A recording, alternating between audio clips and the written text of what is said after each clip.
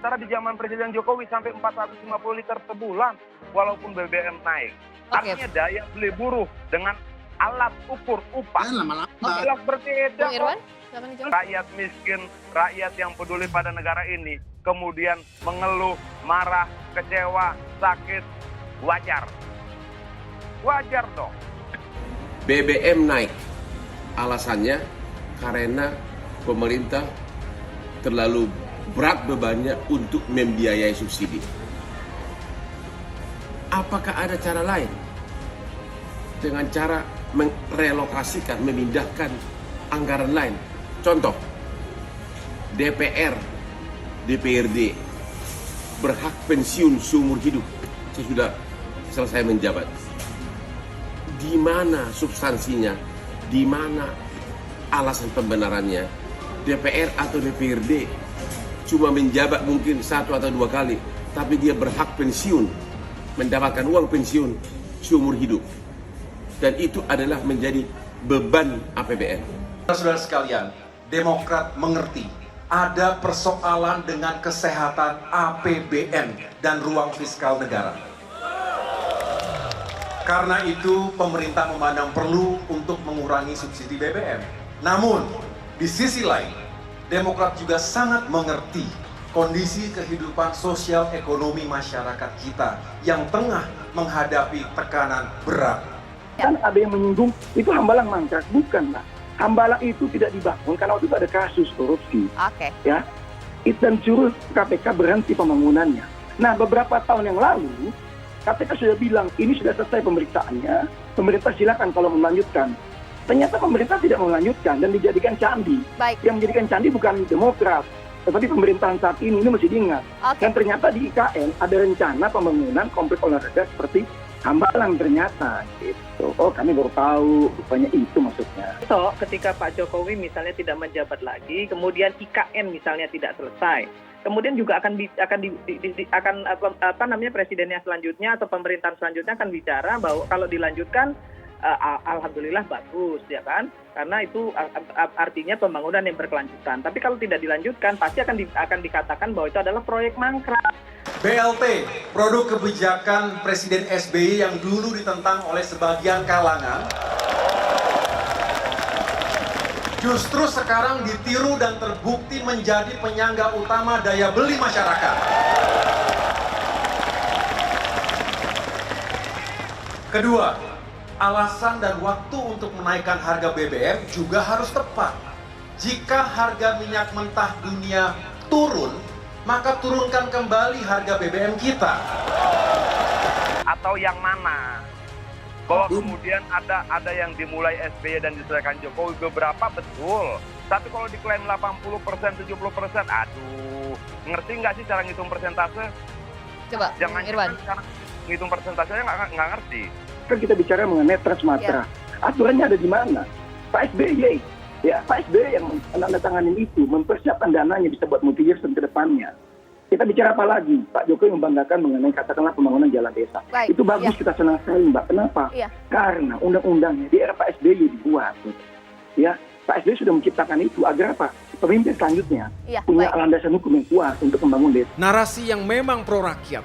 Ketika ada undang-undang, ada peraturan atau regulasi yang tidak berpihak kepada rakyat, suarakan itu oleh anggota dewan. Sepakat semuanya? Ada isu-isu yang menyulitkan rakyat, segera berikan narasi dan counter narasi agar masyarakat tahu bahwa Demokrat selalu berpihak pada rakyat. Sekarang kita tahu peningkatannya di era Pak Jokowi dalam 8 tahun menjadi 2.200. Ya ada perkembangan memang, tapi tidak setinggi Pak SBY yang 4 kali lipat dari Ibu Mega gitu. Tapi ini kan seharusnya menjadi landasan. Kenapa memang Pak SBY ketika itu berupaya agar presiden selanjutnya dan ternyata Pak Jokowi itu punya landasan yang kuat sehingga memudahkan beliau dalam membangun ke depannya, tidak mengalami kesulitan-kesulitan yang dialami oleh Pak SBY sebelumnya.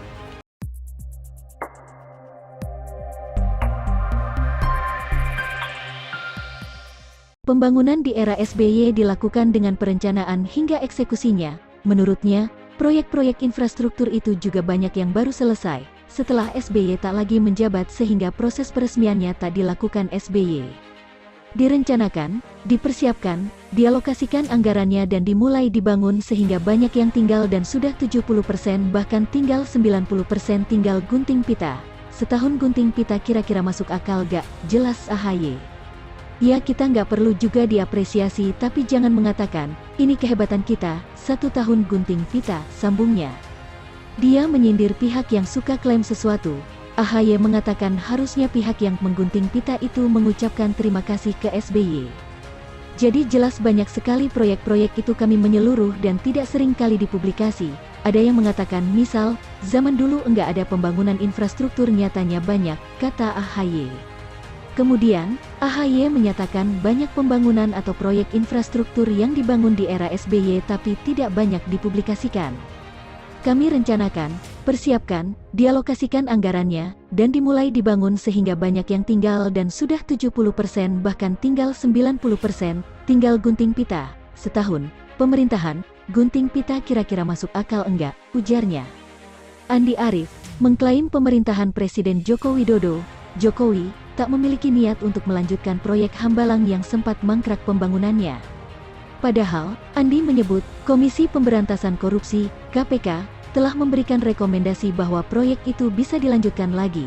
Pernyataan Andi ini menanggapi komentar PPP yang menyinggung proyek kompleks olahraga Hambalang tak kunjung potong pita.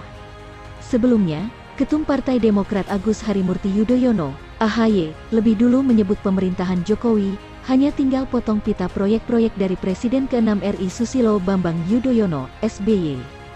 4 tahun lalu, KPK menyatakan proyek itu bisa dilanjutkan. Tapi, pemerintahan Jokowi yang tidak berniat melanjutkan, kata Andi dalam keterangannya, Sabtu, tanggal 17 September tahun 2022.